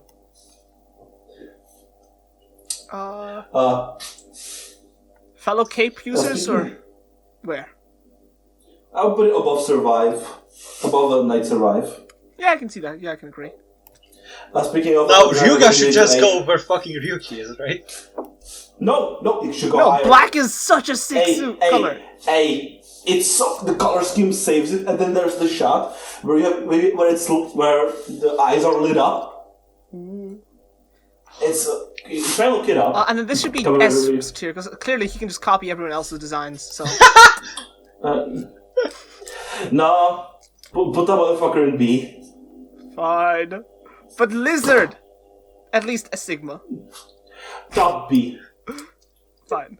Okay, no, you're right. Sigma, he's the CEO. Oh, oh shit! The original Aratel. Above alternative. Now, what would he be rated if he had the superior helmet designed by me? Still A. No, still Okay. Because that would mean it's an alternate universe version of him. So, and this one, where does Agito go? Decade. It's an alternate universe rider for. Fair enough. Yeah, above or below Neptune? It's Abyss. But yeah. Above or below Neptune? This is the reason why I put Ryuga like so high. Was this shot? Ooh. Red. Ah, yeah. Yeah, the glowing eyes with the visor. Oh, it's so good. All right, Okay, yeah, but we should actually move on to summarize Ryuki because we've been recording for 2 hours. I think that's a good place to end it. All right, see you guys later. No. It's been fun. We haven't talked anything about the plot. Yeah, and I have like 50 notes about the ending. God. All right, so the plot of Kamen Rider Ryuki. Basically, what goes down is that there's this bad dude, right? His name is Kanzaki, right? He says Tatakae. He says that a lot. It's like a little catchphrase, right? That's it. Yeah, We don't need to talk about the stupid plot right now. Ending's very sad. Okay, how do you like Ore Giorno? How do I you feel fucking about it? love Ore General. They're the best. It's the collection So of good. dipshits. Of course, it's great. Yeah, it's so good. There's only one person I don't like in Ore Journal, and she gets better as the show goes on. Because her dipshittery gets balanced out by the other dipshit. But yeah, like, just again, it's like look at Ore Journal, where they're all fucking dipshits with only one competent member, and yet they're all towering above Shinji. Where Shinji, I'm not sure right now how to do the rankings later in my head, but I would put him around the top 5 favorite writers. Oh, yeah, definitely. Like main writers. Shinji's in my top 3. For sure. His growth is so good, not counting the episodes that Inoue wrote that basically regressed his character for that episode. Hi. Also, I think it's just talking about Original before we move on to Shinji. They are, I think they're a big part of why, for me, Ryuki's the funniest season of Rider. Yeah, then you have Ren, which... I love Batman. Don't you love Batman? He's the most tsundere character in Rider. He's probably the most... Like, he constantly is just like with his trench coat, just all black, trying to be this cool-looking guy. And also his fucking motorcycle when compared to Shinji's. I can never get enough of it. This shit is scooter. So good! Never take it seriously when they're both in the same. Also, Red actually a competent person that can do shit. Yeah. But also, sometimes he's just too much of a douche to actually do anything. Which is wonderful balancing. Where he thinks he's this cool guy that can't kill people. But then you see all this putting up airs, and then he has the fight with the first, or was it the second, I'm not sure, Odin, that he kills, and just that scene. Oh, yeah, it's so good. And he's so shaken up over it for so long. Where he feels the weight of killing someone. Though again, and also, not similar to that, earlier on when Scissors dies, and he's partly responsible for killing Scissors. Like, just seeing his face in that scene is so good. Just genuinely horrified. Like, he's very much like it's where we have Shinji and Ren as like the big standout writers, but they pale in comparison to the to fucking Asakura. Yeah. The dichotomy I see between the Shinji and Ren is Ren was meant to be the main rider, but then Shinji just walked into the scene. Yeah, and it's great. It's a really great dichotomy. And Yeah, and see it how that also plays out reflects in the end. how the show ends. Yeah. Yeah, then, It shook me like, so much, like that Shinji died in the second to last episode. I was not expecting it. Yeah, and the Like- fucking Ren Tsundere act just broke. Yeah, I fully expected Yeah. Ren to die there, like saving Shinji. No, he waited a bit. But it was, Had to beat up Odin. yeah. Yeah. But, like, That final but it's fight not is just, so like brutal. I love it. You just feel you know, it's- all the emotions in that. But yeah, it's rare to have, like, for a rider show to have that one standout rider. Like a show that has a big cast of writers. It's even rare to have a writer show that has two very much standout writers. Ryuki has 3 standout writers. Who's your third? I want to ask who your third. The one I like is Asakura. It's fucking Asakura. He's. I don't know whether I hate him or love him. And I loved it, I hated him. That's right, yeah, but I at the same time, like, unlike Tojo, who I can always say, like, eat shit, die, I hate you, please die. Asakura, I'm constantly going back and forth rooting for him, and also wanting to eat dirt. like the one. To be fair, I love Kobayashi's Asakura because with him you can clearly tell which episodes Kobayashi wrote and which he wrote in a way based on how Asakura is, because Kobayashi's Asakura is very quiet, very calm, very down to earth. And he feels actually terrified because he will not act, because then you look at in the episodes that he wrote, Asakura is this big, loud, insane man that acts crazy. It's like, I'm gonna murder, ha ha ha, he's yelling. But Kobayashi's Asakura, as I said, is very quiet. He just most of the time you just see him standing there looking menacing and not saying anything. He talks about how things vex him. But yeah, but he is very much like, quiet. He's not a loudmouth that keeps Is he acting Goro crazy. Majima, or is he Goro Majima? That's the thing. Yeah. I feel like Goro yeah. Majima is never quiet. He can be. In Yakuza 1, Before he flips the switch. No, I mean At the after end he of flips Zero. the switch.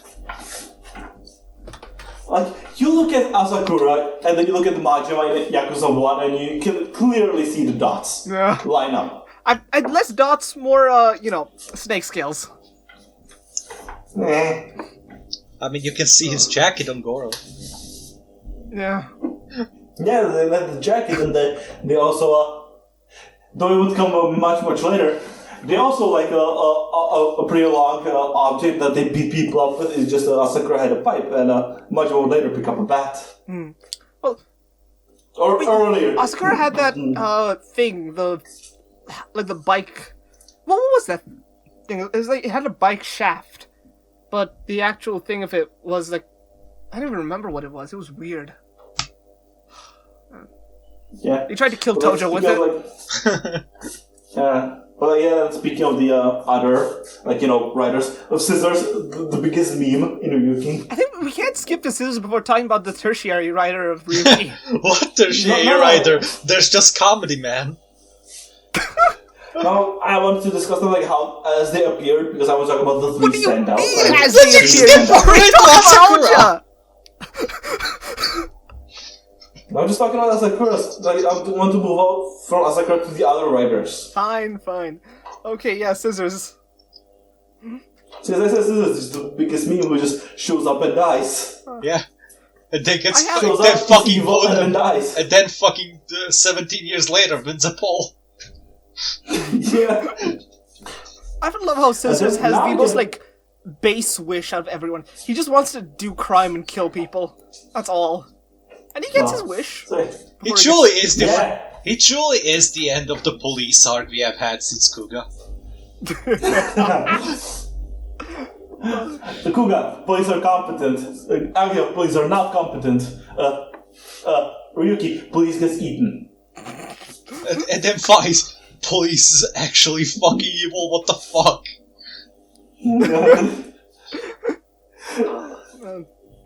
But yeah, like, and then we were talking about, Sigma male, but here comes the actual Sigma male. Zolda? Fucking Kitoka. Kitoka is not a Sigma Kitoka's male. not a Sigma. He's the most beta character. He's totally a Sigma. Shut up. No! He tries to fuck somebody. He tries to fuck women way too many times to be a Sigma. But You know how much he went after Reiko. No, you went. No. Houm is right. He knows the priorities of living, surviving, living forever. That's the Sigma grind set. Also, at the very end, his choice was go on a date with Reiko or try and kill Asakura. What did he do? I'm looking at early Kitoka. I know, but I'm just saying, by the end, he is definitely Sigma. Because he goes... Also, chooses battle over women. Also, I feel like, citing the reasons you cite for him being a Sigma is kinda unfair, because he has a good reason to be like that. Yeah.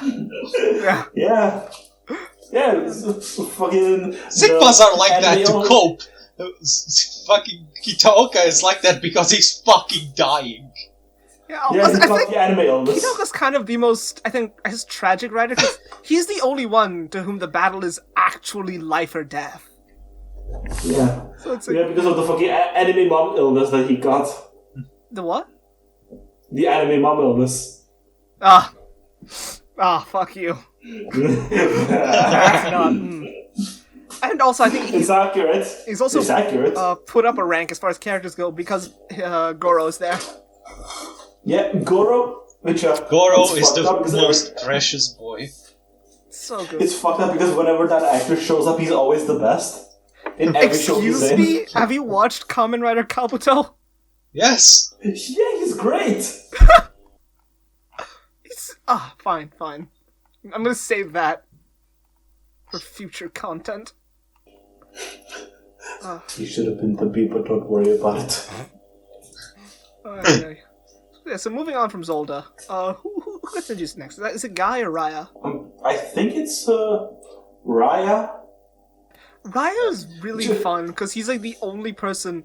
He's like Shinji if Shinji was like competent, even slightly. Yeah, but even then, like you see, like their ideologies clashing, even though they want the same thing. Yeah, he was a really interesting character. Yeah, it was fucked up the way he goes out. Yeah. To be fair, he went out proving his point. Yeah, it was a pretty like baller moment. And speaking of shit people that should be put into the ground. Good guy. Thankfully, he didn't die proving his point. He just died like a bitch. Yeah. He wanted to be a gamer. Turns out he was a virgin the whole time. Fucking privileged rich kid. Like, that takes over he had everything Emperor wanted, but he wasn't happy. Piece of shit. Piece of shit. He was also like, the center point of one of the most frustrating scenes in all of Ryuki. Which was? It was the scene where he was holding Shinji hostage with his card. It was the scene where he was holding it by like the most awkward way you can hold a card, and he was holding it in front of Shinji while Shinji had his hand in front of the card and he didn't take the card. Right, yeah, I remember that. Like he holding it like with his fist, like with his top, like his fingers clenched like the top parts, and he was holding it from just like. But you have to admit though. I can't explain it. It's so just. Nah. Why? Why would you hold it like that? You have to admit though the comedy of like a child. He was a kid, wasn't he? Yeah. A kid being the big rhino man is kind of funny. Yeah. And gets killed by Asakura. But yeah, like the best thing I can compare Guy to. His death is so like, man. He's like the fucking high schooler thug who thinks he's like the biggest shit, and then he meets Yakuza. Yeah. Oh shit, yeah.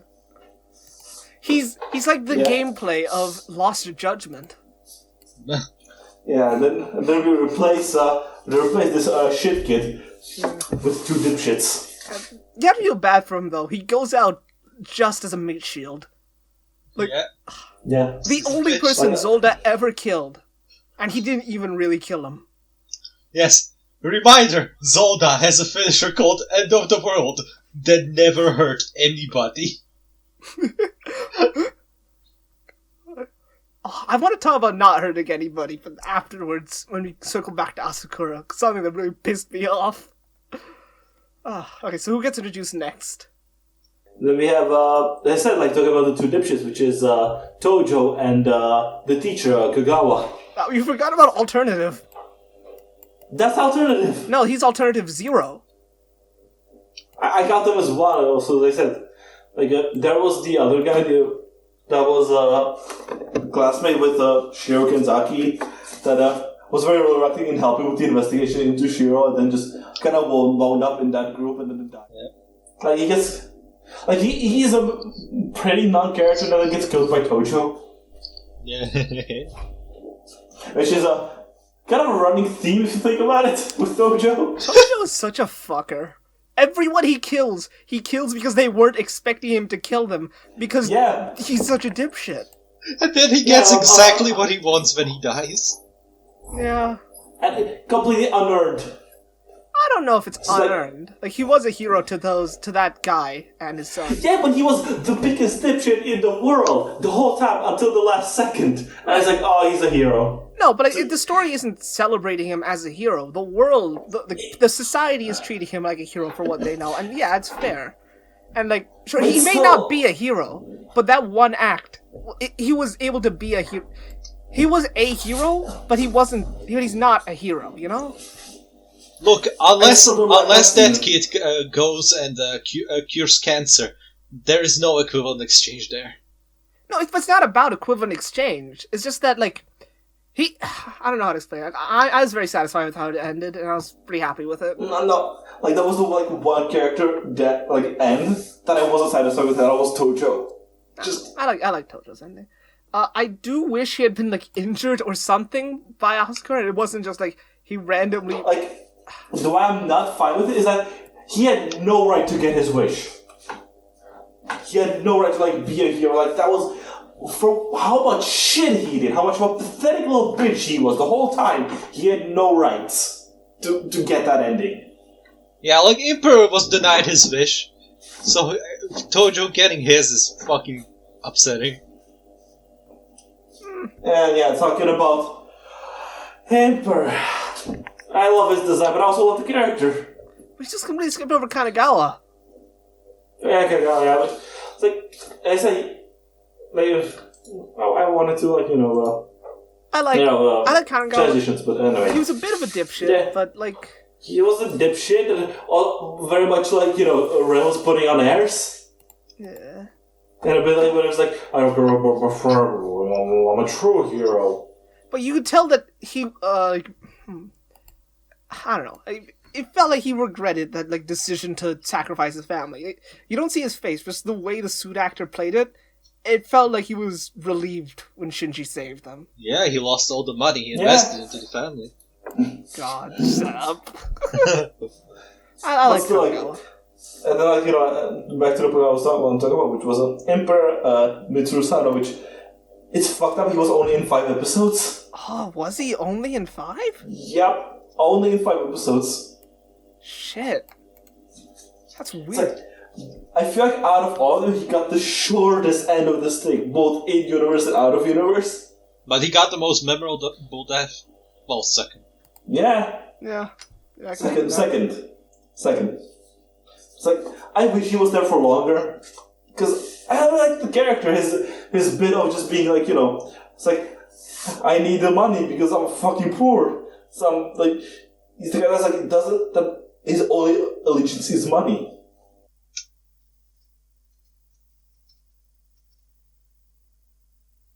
And then when he actually gets money, he's happy with it until he gets denied.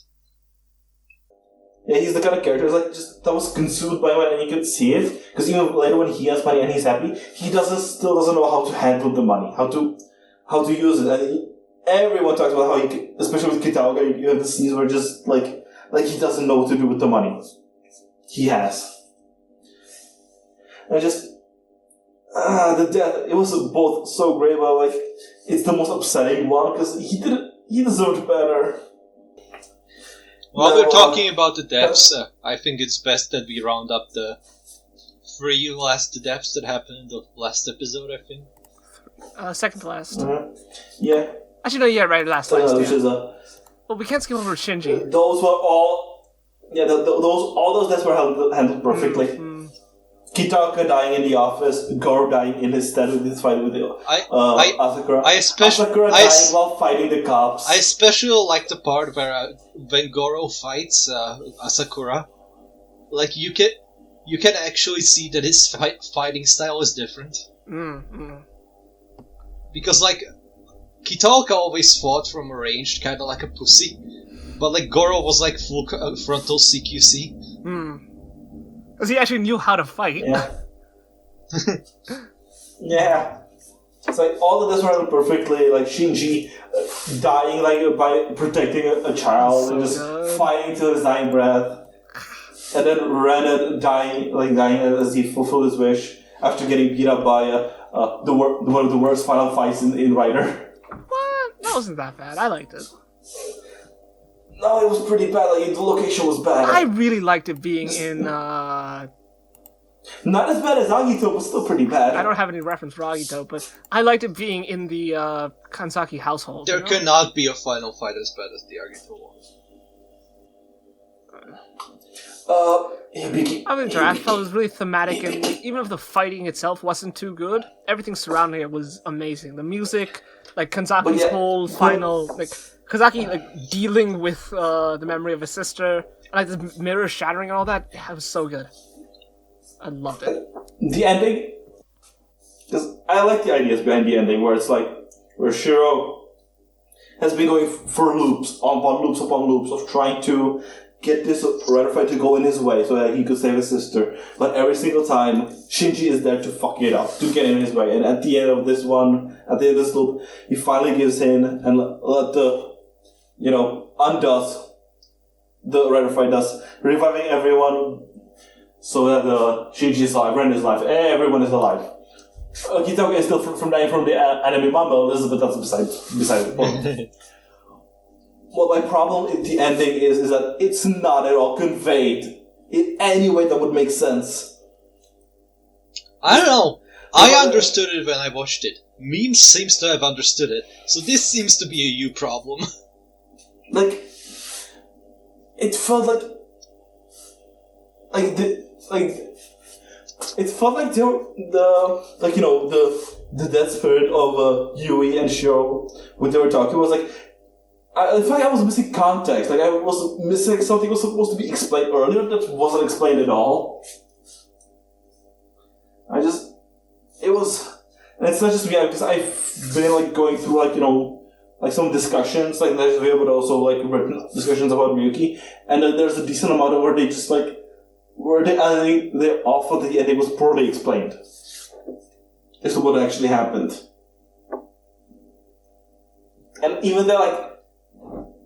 It's also the kind of ending which, where the more I think about it, the less sense it makes, and the more questions I have, which is, if Shiro was able to set up this entire Rider fight, why instead did he just revive his sister straight up and just had to use this convoluted way of bullshit to bring her back to life?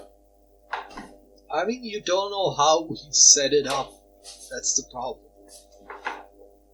Yeah, because it's like if you're gonna have a battle royale type story with the ending be like the victor gets done one wish, you have to explain it properly.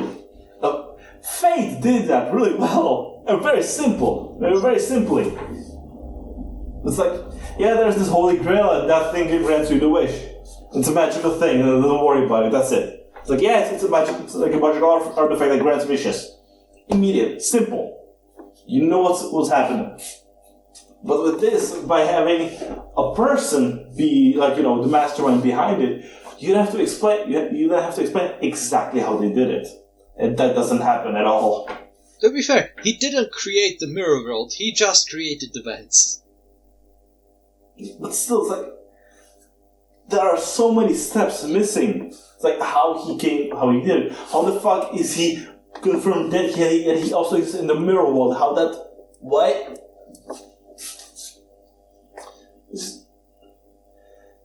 I feel like Ryuki needed like 2 more episodes to properly explain itself at the end. See, like, here's where we differ.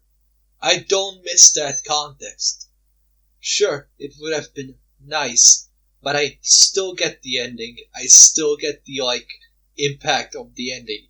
I don't mind that it's missing. That's where, like, you know, perspectives are important, because I like stories that can explain themselves. Like the more understanding I have of what happened, the more satisfying I feel about, you know, the story itself. Like, if it is, like, let's say, like a horror story or like a Lovecraftian kind of story where it not being explained is the point, then sure, I'm fine with that. But in this kind of story, where you have investigations about how Shiro did all the shit he did, I expect explanations, which I don't get. But even after, like, the ending, which I don't feel too hot on, I still really like Ryuki. Meme's not here to say, he'll probably record something later and he will just put it here, but for me this is like one of his favorites. Yeah. But how do you feel about it, Pep? How do you feel about Ryuki? Okay, so to explain how I caught up on Rider, I caught up to the entirety of Rider in 6 months by basically watching a season a week, which meant I watched through Rider really fast, and I barely stopped. So usually, when there's, like, emotional impact somewhere, I just had to blitz through it. And I'm pretty sure that I watched Ryuki in, like, 2 days. That's not a good idea! I mean, it's a better idea than watching it over the course of 2 years, but still. So, like, retrospectively, I really like the ending. I really like thinking back on the ending, on what it, like, represents at the end of the whole series. When I first watched it, I was kind of, like, just on it because I had watched 20 episodes of people fucking beating each other up. But even though, like, my brain was fucking erasing itself. Like, why don't, like, you know, the ways we execute it, it's still set a precedent for Rider to, like, again, this was very much experimental, trying to be something new, which very much helped, and you get immediately, I would say, you won't see it very much immediately with 5 because it's in Norway season, it's gotta be very much in Norway. But then you get to Blade, and with Hibiki, where you can still see a progression of the writers trying to do something new, something different. With that, in the end culminating with Deno, which then pretty much set the precedent for the entirety of Phase 2, of Heisei Phase 2. I feel like, Deno set the precedent for a good bit of Phase 2, and then it's shifted again after Gaim. Which in itself also had a lot of references to Ryuki. Because, like, after Gaim, most of the seasons tried to stop doing the, like, you know, 2-episode arcs and you know, like, being as episodic as they were before. But in the end, Ryuki good, right? Yeah, of course. Yeah. Ryuki good. Shinji good. Ren good. Tojo can suck shit though. Wait, I'm good. Wait, Mio already sent me the bullet so I can pick from his. Oh. Okay, so I'm gonna... Well, I'm supposed to pick from his. Okay, so I'm gonna stream it, since he sent it to me. Okay? So you see it, right? You see these 3. Oh, that's fucked up. He set it as what? He set it up wrong, so no matter where I click, it will show the whole thing. Nah. Meme, you fucked up. Okay, so we're gonna call it A, B, and C. Which one?